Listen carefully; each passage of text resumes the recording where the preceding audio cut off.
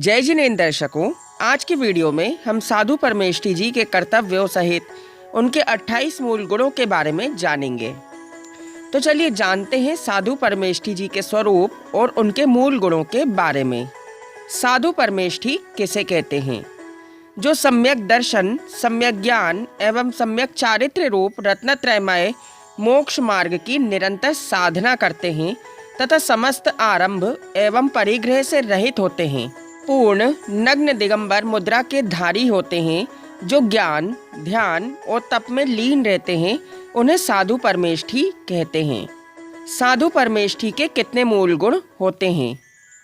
साधु परमेष्ठी के 28 मूल गुण होते हैं, जिसमें पंच महाव्रत, पंच समिति, 5 इंद्रिय निरोध, 6 आवश्यक और 7 शेष गुण हैं। साधु परमेष्ठी के पर्यायवाची नाम कौन कौन से हैं? श्रमण अर्थात तपश्चरण करके अपनी आत्मा को श्रम व परिश्रम में पहुंचाते हैं, उन्हें श्रमण कहते हैं।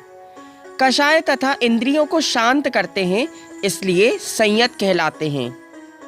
वीत अर्थात नष्ट हो गया है जिनका राग, अर्थात जिनका राग पूरी तरह नष्ट हो गया है, उन्हें वीतराग कहते हैं। सप्तरिद्धि को प्राप्त होते हैं, इसलिए ऋषि कहलाते हैं।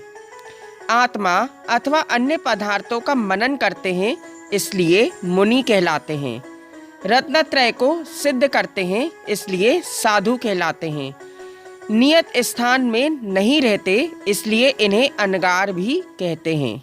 महाव्रत किसे कहते हैं और उसके कितने भेद होते हैं? हिंसा आदि 5 पापों का मन, वचन, काय व कृत कारित अनुमोदना से त्याग करना महापुरुषों का महाव्रत है।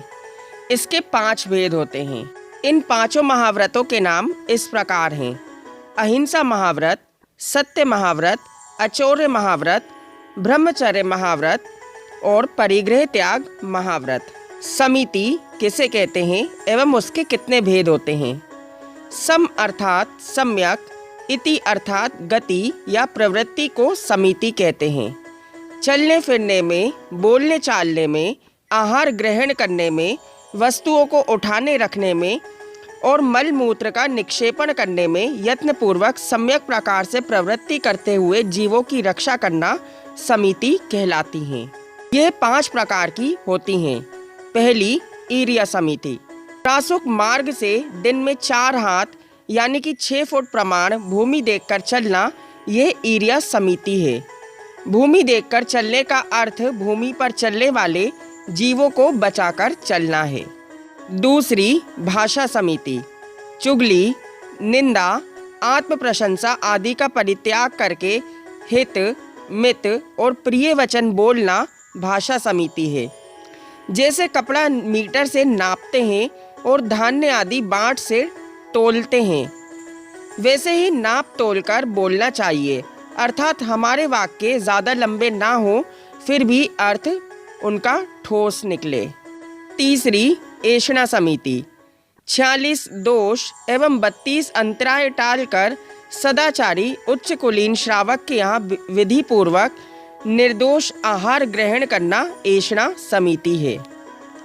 चौथी आदान निक्षेपण समिति। शास्त्र, कमंडल, पीछी आदि उपकरणों को देखकर शोध कर रखना और उठाना आदान निक्षेपण समिति है। 5वीं उत्सर्ग समिति। जीव रहित स्थान में मल मूत्र आदि का त्याग करना उत्सर्ग समिति है।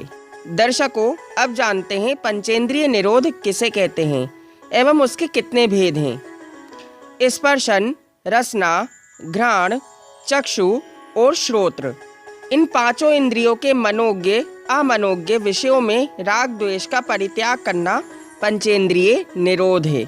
पहला स्पर्शन इंद्रिय निरोध। सर्दी गर्मी, कोमल कठोर, हल्का भारी और स्निग्ध रूक्ष, इन स्पर्शन इंद्रिय के विषयों में राग द्वेष नहीं करना स्पर्शन इंद्रिय निरोध है। दूसरा रसना इंद्रिय निरोध। खट्टा, मीठा, कड़वा, कषायला, चिरपरा, इन रसना इंद्रिय के विषयों में राग द्वेष नहीं करना रसना इंद्रिय निरोध है। घ्राण इंद्रिय निरोध। सुगंध और दुर्गंध इन घ्राण इंद्रिय के विषयों में राग द्वेष नहीं करना घ्राण इंद्रिय निरोध है। चक्षु इंद्रिय निरोध। काला, पीला, नीला, लाल और सफ़ेद इन चक्षु इंद्रिय के विषयों में राग द्वेष नहीं करना चक्षु इंद्रिय निरोध है। अंतिम पांचवा श्रोत्र इंद्रिय निरोध।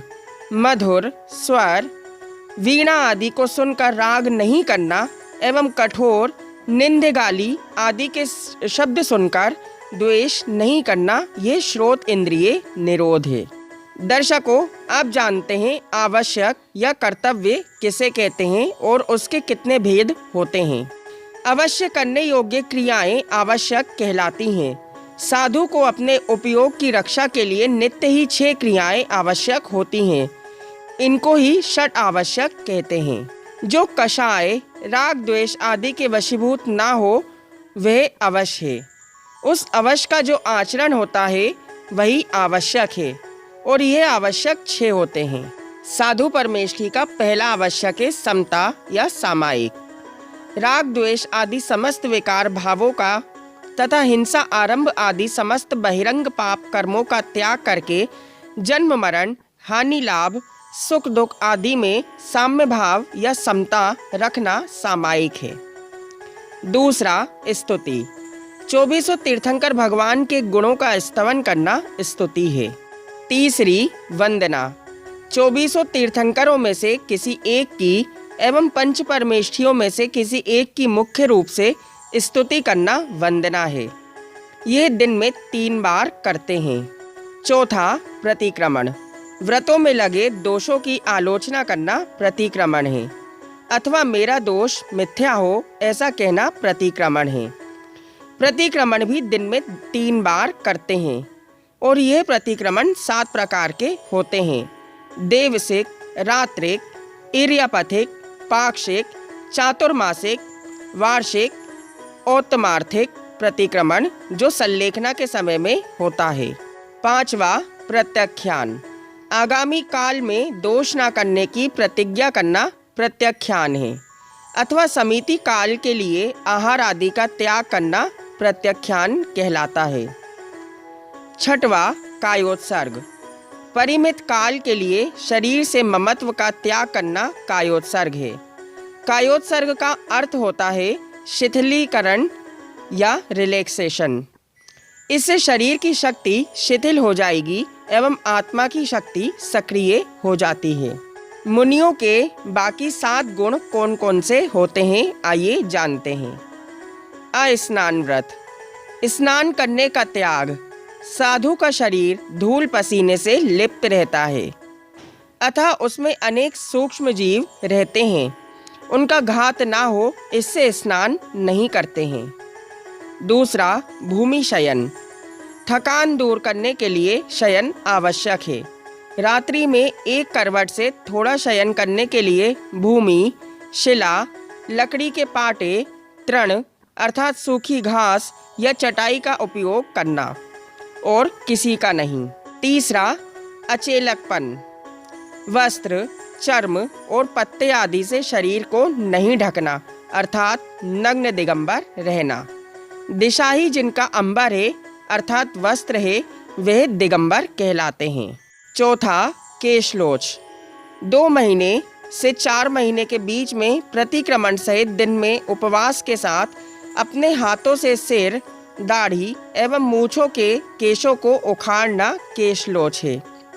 2 माह में करना उत्कृष्ट है, 4 माह में करना जघन्य एवं दोनों के बीच में करना मध्यम है।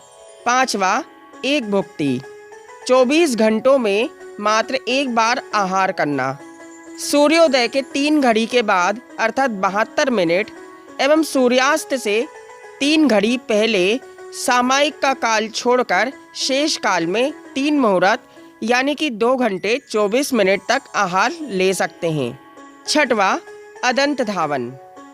अडुली, नख, दातून, छाल, मंजन, ब्रश, पेस्ट आदि से दांतों के मल का शोधन नहीं करना। इंद्रिय संयम की रक्षा करने वाला ये अदंत धावन मूल गुण है। अंतिम है स्थिति भोजन। दीवार आदि का सहारा लिए बिना खड़े होकर आहार करना। खड़े होते समय दोनों पैर के बीच 4 अंजुल का अंतर या पीछे 4 अंजुल एवं आगे 4 से 12 अंजुल तक अंतर रह सकता है। इस प्रकार ये साधु परमेष्ठी के 7 शेष गुण आगम में बताए गए हैं। मुनियों के उत्तर गुण कितने होते हैं?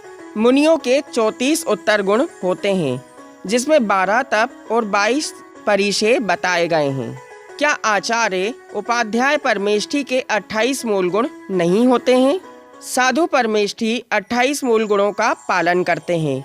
उन 28 मूल गुणों का पालन आचार्य उपाध्याय परमेष्ठी भी करते हैं, किंतु आचार्य के अतिरिक्त 36 मूल गुण एवं उपाध्याय के अतिरिक्त 25 मूल गुण होते हैं। पार्श्वस्थ, कुशील, संसक्त, अवसन्न और मृग चारित्र, ये 5 साधु दर्शन ज्ञान चारित्र से युक्त नहीं हैं और धर्मादि में अहर्ष रहित हैं, इसलिए ये वंदन योग्य नहीं होते। दर्शकों, अब जानते हैं व्यवहार साधु के लक्षण क्या होते हैं। जो 5 महाव्रतों को धारण करते हैं, 3 गुप्तियों से सुरक्षित हैं, 18,000 शील के भेदों को धारण करते हैं और 84 लाख उत्तर गुणों का पालन करते हैं, वे साधु परमेष्ठी होते हैं।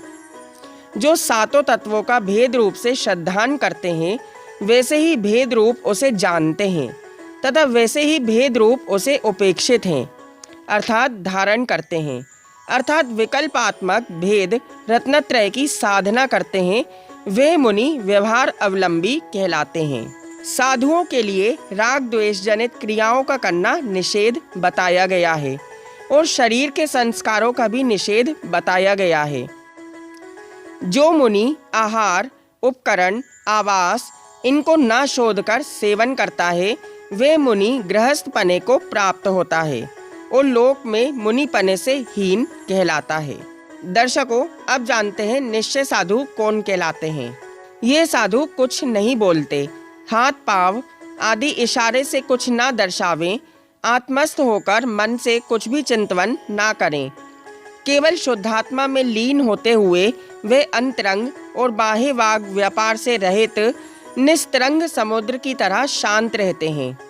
वे वैराग्य की परम पराकाष्ठा को प्राप्त होकर अधिक प्रभावशाली हो जाते हैं और इनको ही निश्चय साधु कहते हैं। दर्शकों, आज के इस वीडियो में हमने साधु परमेष्ठी के 28 मूल गुणों सहित हमने उनके कर्तव्य, पंच समिति आदि के बारे में जाना। अगर आपको यह वीडियो अच्छा लगा तो इस वीडियो को लाइक एंड शेयर करना ना भूलें और अगर आप हमारे चैनल पर नए हैं तो जिनवाणी ज्ञान चैनल को ज़रूर सब्सक्राइब करें। हम मिलेंगे नेक्स्ट वीडियो में ऐसे ही इंटरेस्टिंग टॉपिक के साथ। तब तक के लिए जय जिनेंद्र।